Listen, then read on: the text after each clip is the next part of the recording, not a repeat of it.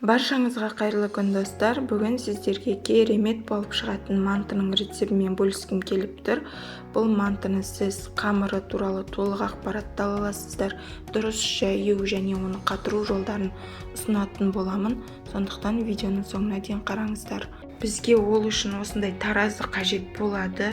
Қажетті мөлшердің барлығын таразы арқылы өлшеп, дәл сол құрам бөліктері бойынша жасайтын боламыз. Бұл жерде 500 грамм ұн, 7 грамм сұйық май құйдым. Енді жұмыртқамызды өлшейміз. Менде 51 грамм жұмыртқа шықты. Осының дәл жартысын бөліп алуым керек. 25 немесе 26. Ол үшін шанышқының көмегімен жұмыртқамызды араластырып біркелкі келтіріп алғаннан кейін келесі ыдысымызға қажетті мөлшерін құйып алатын боламыз. Бұл жерде ескеретін жайт, егер сіздің қамырыңыз 1 келі болатын болса, онда толық бір жұмыртқаны салсаңыздар болады. Мен жартысын, яғни 500 грамм ұн пайдаланатын болғандықтан барлық нәрсені бөліп көрсетіп жатырмын. Енді 3 грамм тұзымызды салқын суымызға араластырып қойған болатынмын. Сол суды барлығын бірден құйып жібересіздер де 1 келкі қамыр илейтін боласыз. Бастапқыда сіздің суыңыз жеткіліксіз, қамырыңыз иленбей жатырған секілді болады, бірақ қорықпаңыздар, илеуді жалғастырыңыздар. Артық ештеңе қоспайсыздар көрсетілген мөлшерден.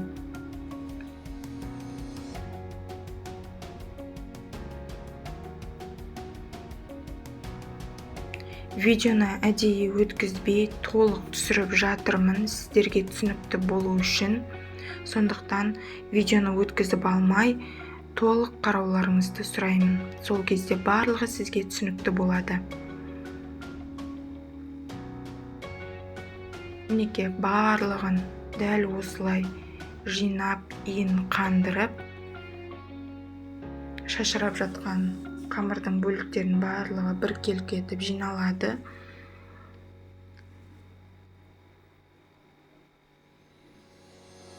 Көріп тұрғандарыңыздай илеуді тоқтатпаймыз. Бастапқыда сіздің қамырыңыз өте қатты көрінуі мүмкін, бірақ та сеніңіз, бұл ең керемет идеальный тесто деп айтамыз ғой, дәл сондай қамыр шығады сізде. Бұл мастер-класстан алған білімім, тәжірибем, сіздермен тегін бөлісудемін. Жасап көруге кеңес беремін. Бір жасағаннан ақ идеальный тесто, идеальный манты болып шығады.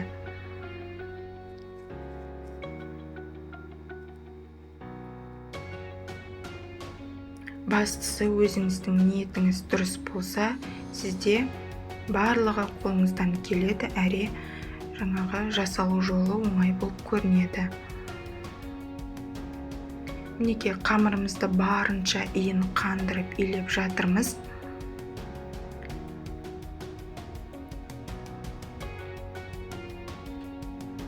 Осы қамырымызды салафан пакетімізге салып 15 минутқа тындырып қоятын боламыз. 15 минут өткеннен кейін осы қамырымызды тағы да бір иін қандырып, 2 бөлікке бөліп, өзімізге керекті пішінде бөліп алатын боламыз. Қарап тұрсаңыздар, өте керемет қамыр шықты. Енді дөп дөңгелек пішінге келтіріп, қамыр жайған кезде қисық немесе бір шеті дұрыс жайылуы үшін дөп дөңгелек етіп аласыздар, дәл осылай. Және де салафан пакетімізге сұйық май құйып, бір ас қасық осы қамырымызды 1 сағатқа қалдыратын боламыз. Себебі бұл қамыр піскенде жарылып кетпеу үшін және қатырған кезде де қолайсыздық туғызбау үшін сізге міндетті түрде салафанға сұйық май құйып 1 сағатқа қалдырасыздар. 1 сағаттың ішінде біз өзімізге мантымызға қажетті құрам бөліктерді, яғни начинкасын дайындаймыз. Ол үшін фарш 500 грамм, пиязымыз 400 грамм, тұз 12 грамм, бұрыш 5 грамм. Барлығын описание бөліміне толық қалдырамын. Пиязымызды ұсақтап, осылай турап аламыз. Видеода көріп тұрғандарыңыздай барлығын осындай ұсақтап турап аламыз.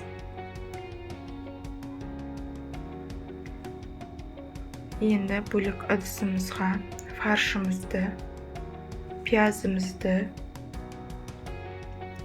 тұз бұрышымызды салып, жақсылап араластырамыз.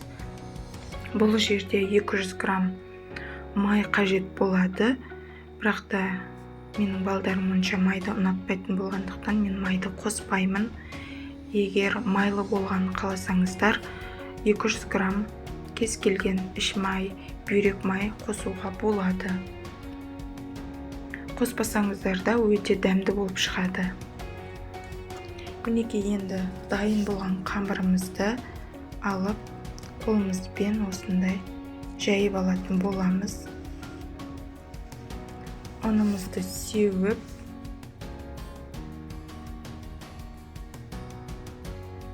енді оқтауымызбенен қамырды ортасынан бастап жаятын боламыз. Көріп тұрғандарыңыздай.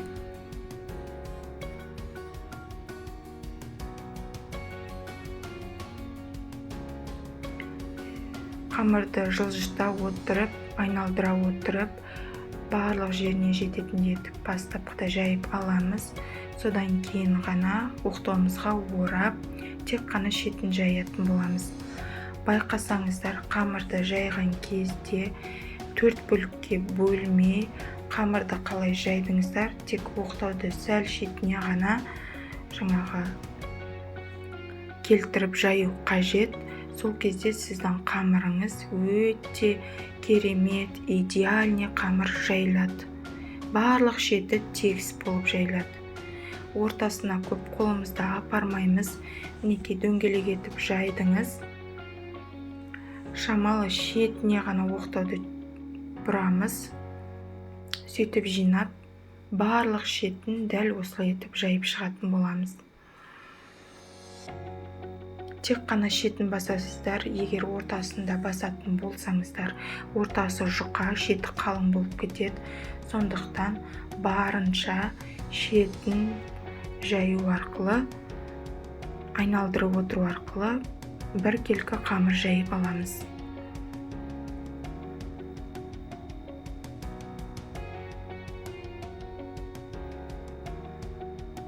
Байқасаңыздар, оқтауды сәл ғана жылжыту арқылы жайып жатырмын. Сол кезде бүкіл қамырдың айналасын дәл осылай жайып шығуларыңыз қажет болады. Сонда қамырыңыз тегіс жайылатын болады.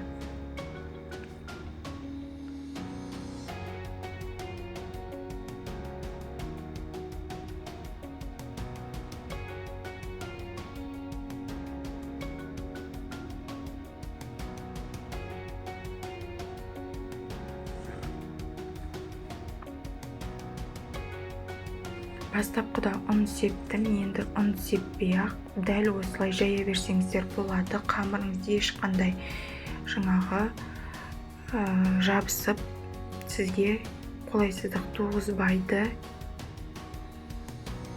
Егер жабысып жатса, аздап қана себуіңіз болады ұнды. Өте көп сеуіп жібермеңіздер. Мінекей біздің қамырымыз дайын болып жатыр. Дөп дөңгелек осылай бір тегіс, барлық шеті бірдей болып жайылады.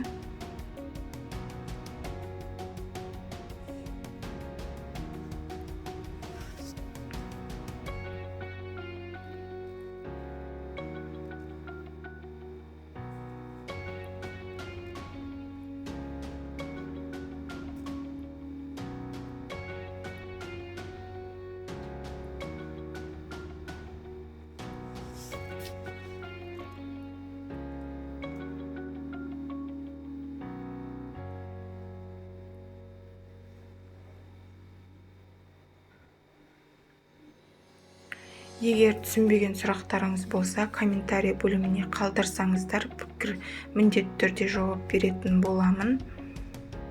Мінекей, қамырымыз дайын болды. Өте қатты да емес, өте жұқа, қалың емес етіп жайып алатын боламыз. Енді мантыны кесу үшін өзіміздің қолымыздың өлшемін дәлдеп кесіп алып, барлығын дәл солай кесіп алатын боламыз.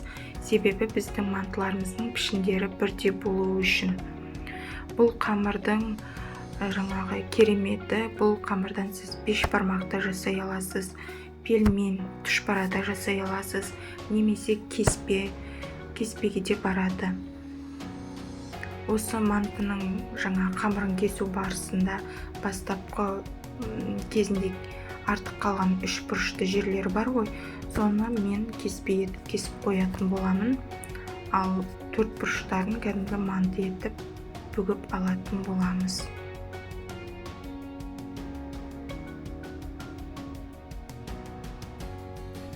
Байқап отырсаңыздар, бірдей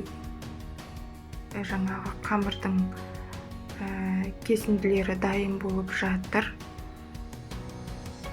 Орысша айтқанда идеальный тесто, идеальный манты шығады сізде.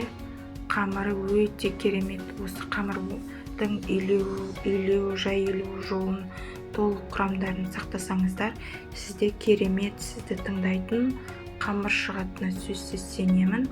Жасап көріңіздер.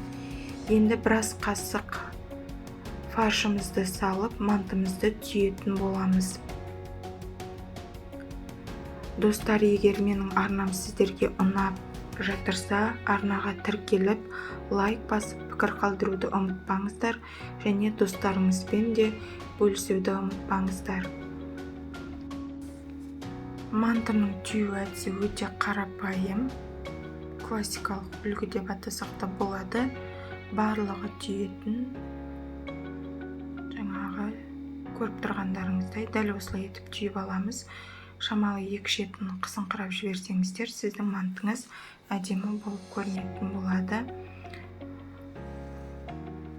Барлығын дәл осылай түйіп аламыз, және оны қатыру үшін формамызға міндетті түрде пергамент қағазын төсеңіздер.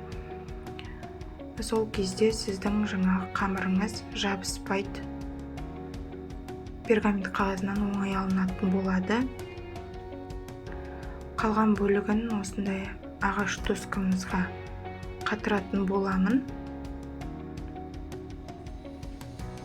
Қатырмай дәл сол мантаваркаңызға салып пісірсеңіз де болады, немесе қатырып алып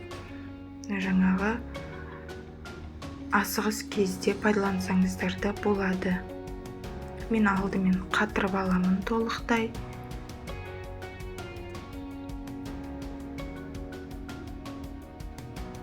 Мінекей, біздің мантыларымыз толық қатып шықты. Достар,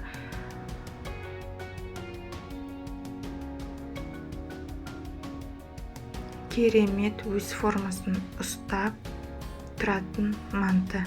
Енді осыны ыдысымыз мантаваркамызда пісіретін майлап аламыз жақсылап. Содан кейін бірден осы қатып тұрған мантыларымызды салып, 45 минутқа қайнап тұрған суға салып пісіріп алатын боламыз. Ешқандай да қамырдың жібуін, босауын күтпейсіздер. Морозилкіден алдыңыздар, салдыңыздар. 45 минуттан кейін мінекей сіздің мантыңыз дайын. Қарап тұрсаңыздар, өз пішінін сақтаған, әрі өте нәзік, жұмсақ, жабыспай, ең бастысы керемет манты болып шықты. Егер менің видеом сіздерге ұнаса, арнама тіркеліп, пікір қалдырып, лайк басуды ұмытпаңыздар. Және достарыңызбен де бөлісуді сұраймын. Тегін мастер-класс кәделеріңізге жарасын. Сіздермен болған Замира. Сау болыңыздар.